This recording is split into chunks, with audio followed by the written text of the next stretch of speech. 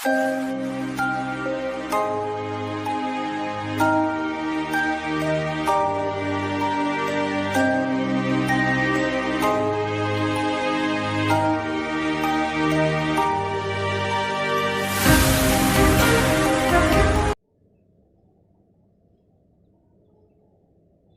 Morning students, my self Neha Joshi from SKGVM Sujangarh.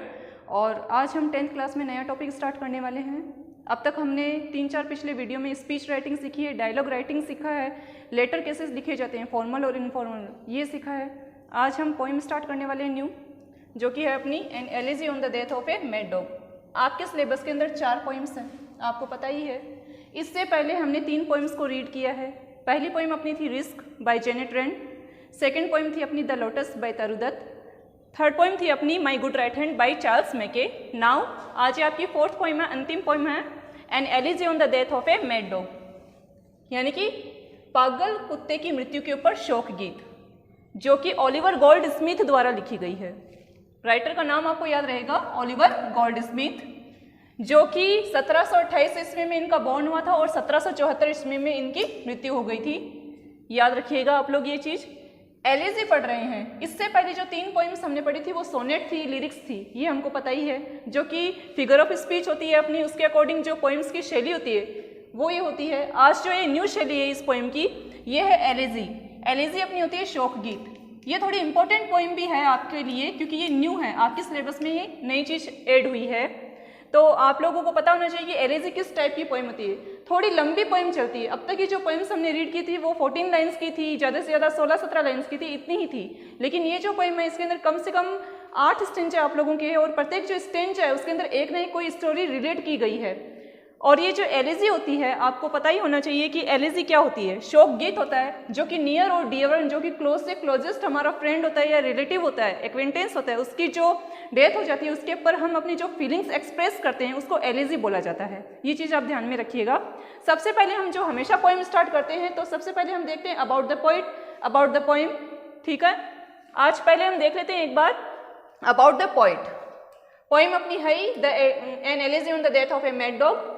About the poet, poet के बारे में यानी कि कवि के बारे में, तो Oliver gold Smith, one of the most popular Irish novelist, playwright and poet of 18th century। 18th century यानी कि 18वीं शताब्दी में ओलिवर जो गोल्ड स्मिथ है ये आयरिश नोवेलिस्ट है। नोवेलिस्ट का मतलब होता है उपन्यासकार, और जो उपन्यासकार, और जो प्ले राइटर का मतलब होता है, इसका मतलब होता है नाटककार, जो कि प्ले वगैरह लिखते हैं। ठीक है, ओलिवर गोल्ड स्मिथ जो थे वो आयरिश, जो 18वीं शताब्दी के मोस्ट पॉपुलर आयरिश नॉवेलिस्ट और प्ले राइटर थे। वो is best known for his novel the vicar of Wakefield, जो कि अपने जो बेस्ट नॉवेल इन्होंने अब तक की लाइफ में अपना लिखा है, द विकर ऑफ वेकफील्ड, जो कि most popular and most famous इनका नॉवेल है, इसके लिए ये जाने जाते हैं। जो ये पोएम हम पढ़ेंगे ना आज वाली, ये भी इसी के अंदर से ली गई है, यानी कि विकर ऑफ वेकफील्ड से ये थोड़ा बहुत इसका अंश जो है, पार्ट है, वो लिया गया है, उसको हम रीड करने वाले हैं आज। तो इनके बारे में आप 3 चीजें याद रखो। एक तो इनके नाम की स्पेलिंग देख लो, एक इनकी जो एलिजी, जो बेस्ट एलिजी इनकी पॉपुलर हुई थी वो ये, यानी कि आपको पोएम का टाइटल याद होना चाहिए, क्योंकि इसमें इतनी सी चीज में आपके 3 क्वेश्चन आराम से बन रहे हैं। एक तो इस पोएम का टाइटल, दूसरे ये जो है ओलिवर गोल्ड स्मिथ, इनके बारे में थोड़ा कुछ, क्योंकि इनके वर्क जो है वो काउंटलेस है। जो मोस्ट पॉपुलर वर्क है इनमें अपन ने पढ़ लिया है, कहाँ से ये थे, कौन से सेंचुरी से ये बिलोंग करते थे। तो सबसे पहले जो है इनकी बॉर्न डेट और डेथ डेथ, ये याद कर लीजिए आप लोग। दूसरे नंबर पे टाइटल अपन को याद ही है। थर्ड नंबर पे आप लोग ये देख लीजिए कि ये क्या थी, ये नोवेलिस्ट और प्ले राइटर थे। ठीक है, 18th सेंचुरी से ये बिलोंग करते थे। ये 4 वर्क जो थे इनके हो गए हैं, ये आप देखिए। और इनका जो मोस्ट पॉपुलर नॉवल था वो कौन सा था, द विकर ऑफ वेकफील्ड। हर एक जो चीज मैंने यहाँ पर मार्क मेंशन किया है, आप लोग ये समझ जाओ कि हर एक चीज का एक नंबर का क्वेश्चन आप लोगों के बनता है। ठीक है, नाउ व्हाट इज एलिजी। हमेशा हम क्या करते हैं, अबाउट द पोइट की जस्ट बाद में हम ये देखते हैं अबाउट द पोइम, लेकिन आज हम व्हाट इज एलिजी इसलिए लिख रहे हैं क्योंकि न्यू पोइम है अपनी, और कुछ नई चीज हम पढ़ने जा रहे हैं। जो भी कोई नई चीज हम पढ़ेंगे, सबसे पहले हमको उसके बारे में थोड़ी बहुत नॉलेज रहना चाहिए कि हम क्या पढ़ रहे हैं, क्यों पढ़ रहे हैं, इसको पोइम को पढ़ने का हमारा मोटिव क्या है। तो व्हाट इज एलिजी, यानी कि ये एलिजी क्या होती है, आपको मैंने ऑलरेडी बताया था, ये कि शोक गीत होता है। तो देखिए एक बार इसके बारे में। In English literature, an elegy is a poem of serious reflection, usually a lament for the dead. Lament का मतलब होता है विलाप या शोक गीत, एक ही बात है। अंग्रेजी साहित्य के अंदर जो एलिजी होती है, एक तरीके की सीरियस पोइम होती है, जो कि किसी नियर और डियर वन की जो मृत्यु होती है उसके ऊपर हम अब जो है अपनी फीलिंग्स जो है व्यक्त करते हैं, उसके लिए हम शोक गीत बोलते हैं। तो यही होता है। शॉर्ट वे में आप लोग देखो तो आपकी जो एलिजी होती है क्या होती है, एक तरीके की पोइम का टाइप है, जो कि क्या होता है कि हम किसी की मृत्यु हो जाती है तो उसके ऊपर जो बड़ा सा हम उनका जो लिखते हैं उनके ऊपर कि ये किस टाइप का व्यक्ति था, कैसे इसकी जो है रिलेशन रहे थे बाकी लोगों के साथ में, इसने क्या क्या अपनी लाइफ के अंदर वर्क किए थे। क्रिश्चियन के अंदर लोगों के अंदर आप लोगों ने देखा था जब उनको बरीड करते हैं, ठीक है, ग्रेवयार्ड के अंदर जो उनकी जो होती है ग्रेव, वहां पर देखना आप लोग जो वहां पर जो उनकी यहाँ तो ग्रेव होती है और यहाँ पर उनका थोड़ा बहुत वर्क वगैरह लिखा होता है डिटेल के अंदर, तो एक तरीके से वो एलिजी का ही एक अंश माना जाता है। यानी कि उसकी एलिजी के अंदर जो मेन जो चीजें आई थी वो वहां पर लिख देते हैं, ये आप लोग याद रखिएगा। नियर और डियर वन की जो क्लोजेस्ट से क्लोजेस्ट फ्रेंड भी हो, चाहे अपना एक्वेंटेंस भी हो, उसकी मृत्यु के ऊपर जो शोक गीत लिखा जाता है वही होता है आपका एलिजी। और ये डेफिनेटली आपके क्वेश्चन आएगा ही आएगा परीक्षा के अंदर, चाहे 1 नंबर का आए चाहे 2 नंबर का आए। और आपकी जो ये है बुक, जो ये पोइम है, इसके जो क्वेश्चन आंसर्स दे रखे हैं उसका फर्स्ट क्वेश्चन ही ये है कि व्हाट इज एलिजी। तो इसको ध्यान से पढ़िएगा आप लोग, चाहो तो वो वाला आंसर लिख देना, चाहे तो ये वाला आंसर लिख देना। बात तो मेन चीज जो है एलिजी, इसका मतलब क्या होता है वो पूरा अपन को प्रॉपर मीनिंग मिलना चाहिए, ठीक है। दोनों के अंदर बात एक ही लिखी हुई है लेकिन यहाँ पर डिफरेंट वे के अंदर मैंने बताई है आपको। नाउ अबाउट द पोइम, यानी कि पोइम जो हम पढ़ रहे हैं उस पोइम के अंदर हम क्या क्या पढ़ने वाले हैं आगे, वो शॉर्ट वे के अंदर देख लेते हैं। यानी कि ये एक तरीके से सेंट्रल थीम हो गई आपकी, थीम ऑफ द पोइम। ये भी आपका 5 नंबर का एक क्वेश्चन बनता है, आपको पता ही है, एक बड़ा क्वेश्चन आएगा। यानी कि सारा कुछ इस थीम के ऊपर ही बेस्ड होता है। आप लोग अगर एक्सप्लेनेशन भी करते हो, कई बार आपको ये होता है कि आप एक्सप्लेनेशन के अंदर मेन पॉइंट्स भूल जाते हो। ऐसे में आप लोग क्या करोगे, आपको रेफरेंस और कॉन्टेक्स्ट याद रहता है। अगर आपको एक्सप्लेनेशन याद नहीं आ रही तो थोड़ी बहुत जो लाइनें होती है आपको अबाउट द पोइम के अंदर जो हम आपको बताते हैं, यानी कि थीम ऑफ द पोइम, उसकी 2 या 3 लाइनें भी आप अगर उसके अंदर एक्सप्लेनेशन के अंदर ऐड करके आते हो तो आपको कम से कम 3 या 3.5 नंबर तो मिलने ही मिलने निश्चित है। इसलिए आपको ये हर बार हर पोइम के अंदर मैंने अबाउट द पोइम बताया है। अब भी देख लेते हैं अबाउट द पोइम के अंदर हम क्या पढ़ेंगे। तो यह है कि the present poem is an extracted from Oliver Goldsmith's novel the vicar of Wakefield. प्रस्तुत जो कविता है ये ओलिवर गोल्डस्मिथ का जो नॉवल है, उपन्यास द विकर ऑफ वेकफील्ड, उससे लिया गया है। एक्सट्रैक्टेड का मतलब होता है लिया गया है। मैंने आपको ऑलरेडी ये चीज बताई थी कि ये जो नॉवल है इसी के अंदर से ये कविता ली गई है, ठीक है। आप लोग ये याद रखिएगा, ये भी एक क्वेश्चन बनता है 1 नंबर का कि कहाँ से ये पोइम ली गई है। और आपकी जो आपके ऑप्शनल टाइप क्वेश्चन है उसका भी पहला क्वेश्चन है ये कि ये जो प्रेजेंट पोइम है ये कौन से नॉवेल से ली गई है, ओलिवर गोल्डस्मिथ के। तो आप लोग क्या लिखोगे, vicar of Wakefield. Now second line, the poem mourns the death of a mad dog and is called an elegy in a satirical way. Satirical way का मतलब होता है व्यंग्यात्मक। जब किसी के ऊपर अपन व्यंग्य करते हैं, कटाक्ष करते हैं, उसको व्यंग्य बोला जाता है, सैटारिकल बोला जाता है, सैटायर बोला जाता है, ठीक है। ये जो पोइम है, मॉन्स का मतलब होता है कि दुख प्रकट करना या शोक प्रकट करना, दुख या शोक। जो ये प्रस्तुत कविता है, the poem mourns the death of a mad dog and is called an elegy in a satirical way. जो ये कविता है ये पागल कुत्ते की जो मृत्यु है उसके ऊपर एक शोक गीत है, जो कि व्यंग्यात्मक रूप से ये शोक गीत उसके ऊपर लिखा गया है। यानी कि कुछ अच्छी बातें भी इसके बारे में लिखी गई है, कुछ बुरी बातें भी लिखी गई, इसलिए इसको सैटारिकल वे के अंदर बोला गया है। ये चीज आप ध्यान में रखिएगा। The man described in the poem was bitten by a mad dog living in the same town. Same town यानी कि कस्बा, बिटन यानी कि काटा गया, थर्ड फॉर्म है इसकी, बाइट बीट बिटन, ठीक है। डिस्क्राइब्ड यानी कि वर्णन। जो इस the man described in the poem was bitten by a mad dog living in the same town. जो व्यक्ति इस कविता के अंदर जिसका वर्णन किया गया है, जिसके बारे में हम पढ़ने वाले हैं, वो एक पागल कुत्ते के द्वारा काट दिया जाता है जो कि उसी टाउन में रहता है, ठीक है। The man was considered to be a kind hearted and religious man, ठीक है। जो मैन, इस कविता के अंदर जो व्यक्ति है, मैन जो है वो कंसिडर्ड यानी कि माना जाता है इस प्रस्तुत जो कविता है उसके अंदर जो मेन है ये एक रिलीजियस यानी कि धार्मिक और दयालु स्वभाव का व्यक्ति माना जाता है वहां के जो लोग हैं उनके द्वारा। He was thought to be a good Christian, वो एक अच्छा ईसाई माना जाता है। Thought to be a good Christian माना जाता है उस शहर के जो उस टाउन के जितने भी जो व्यक्ति है उनके द्वारा। क्रिश्चियन का मतलब यहाँ पर ईसाई से है, आप लोग जानते ही हो, कॉमन वर्ड है, आपको पता ही होगा।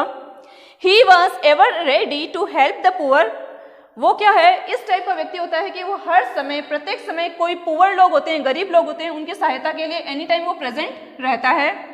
Everyone saw that the good man would die, प्रत्येक जो लोग होते हैं वो क्या है कि उसके बारे में ये घोषणा कर देते हैं, उसके बारे में अपने अपने जो है वो ओपिनियन बना लेते हैं कि ये जो गुड व्यक्ति है, जो ये अच्छा व्यक्ति है, ये शायद संभवतः ये मर जाएगा, जस्ट बिकॉज क्योंकि वो पागल कुत्ते के द्वारा काट लिया जाता है, इसलिए जो वहाँ की जो टाउन के जो पीपल होते हैं वो उसके बारे में ये थोड़ी बहुत धारणा बना लेते हैं कि ये जो अच्छा व्यक्ति है ये शायद मारा जाएगा।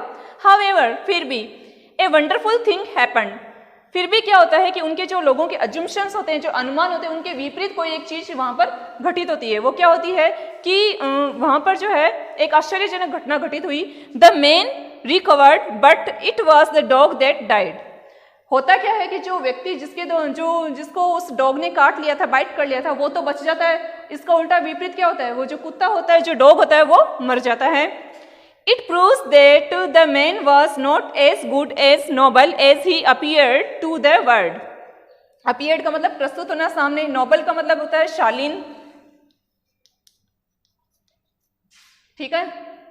इससे ये चीज प्रूव होती है कि जो व्यक्ति था, यानी कि जो recover that but it was the dog that died, यानी कि जो व्यक्ति था वो रिकवर हो जाता है, जल्दी जल्दी सही हो जाता है, ठीक है ना।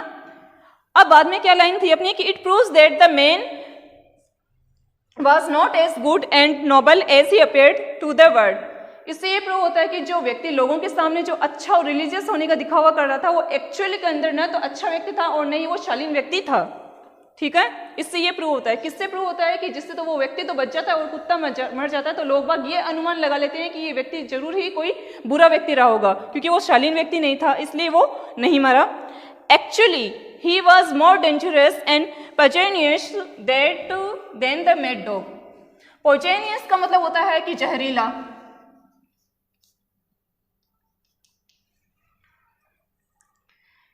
इससे ये चीज अपने साबित होती है, प्रूफ होती है कि जो व्यक्ति था वो उस पागल कुत्ते से भी ज्यादा जहरीला व्यक्ति था। ये इस पोएम की थीम है। ऑल इन ऑल जब हम इस पोएम के हर एक स्ट्रेंजा को रीड करेंगे तो कुछ नई ना नई चीज हमको देखने को, या फिर स्टोरी जब आगे अहेड होएगी तो नई नई चीजें हमको इसके बारे में पता चलेगी। ये तो थी इसकी थीम, जिसके अंदर थोड़े थोड़े पॉइंट्स जो है 8 स्ट्रेंजा के मैंने थोड़े थोड़े पॉइंट्स इसके अंदर ऐड किए हैं, ठीक है। इसको आप प्रिपेयर कीजिएगा, 5 नंबर का आपका क्वेश्चन बनता है। अब हम देखते हैं इसके स्ट्रेंजास। ये है आपका फर्स्ट स्ट्रेंजा, इंट्रोडक्शन वाला स्ट्रेंजा है ये, इसमें ज़्यादा कुछ है नहीं। सेकेंड स्ट्रेंजा से अपनी जो स्टोरी इस पोएम की आगे बढ़ेगी, तो ये थोड़ा बहुत है। ये पोइट, ये अपन को ये जो शोक गीत इन्होंने लिखा है, एलेजी लिखा है, इसके बारे में हमको थोड़ा बता रहे हैं कि किस टाइप का है ये। तो ये हमसे निवेदन कर रहे हैं एक तरीके से इनडायरेक्ट वे के अंदर। तो देखते हैं इस स्ट्रेंजा के अंदर ये क्या बोलना चाह रहे हैं हमको। Good people all of every sort, every sort का मतलब होता है सभी प्रकार के, सॉर्ट का मतलब होता है प्रकार के, एवरी यानी कि सभी, ठीक है। एवरी सॉर्ट यानी कि सभी प्रकार के। Good people all of every sort, पहली लाइन के अंदर हमको ये 2 वर्ड मिल गए, इनकी मीनिंग मैंने आपको बता ही दिए। नेक्स्ट लाइन में है अपने give year unto my song, unto give year यानी कि ध्यान से सुनो, यहाँ पर गिव ईयर का मतलब होगा ध्यान से सुनो। किससे सुनो, अनटू, अनटू का मतलब होता है की ओर।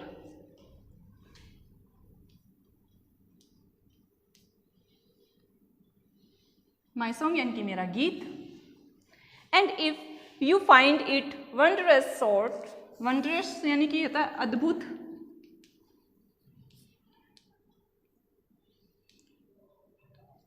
वंडरस यानी कि अद्भुत, शॉर्ट यानी कि छोटा। It can not hold you long, long यानी कि लंबे समय तक।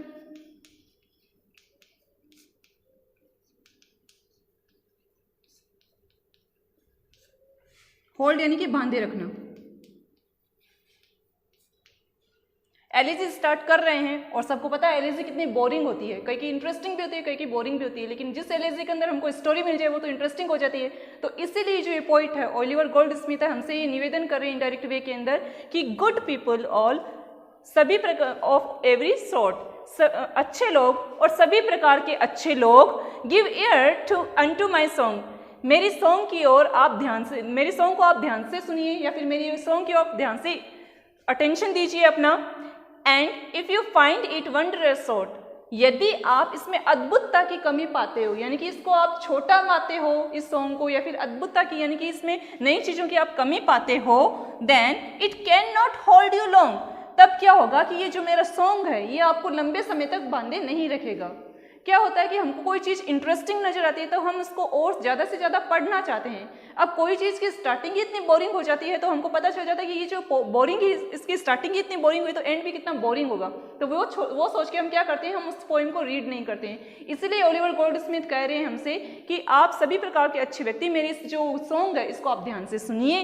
अगर आप इसमें आप छोटा पाते हो या फिर इस सॉन्ग के अंदर आप कुछ स्ट्रेंज जो चीज़ है या फिर अद्भुत जो चीज़ें हैं उनकी आप कमी पाते हो, तो ये मेरा जो सॉन्ग है आपको ये लंबे समय तक बांधे नहीं रखेगा।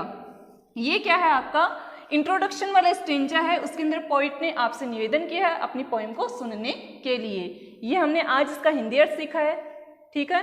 बाद में हम इसकी देखेंगे एक्सप्लेनेशन नेक्स्ट वीडियो में। और ये जो पोइम जो है इसकी स्टार्टिंग जहाँ से होती है, इस्लिंगटन टाउन के नाम की एक जगह है, वहाँ से इस पोइम की स्टार्टिंग होगी।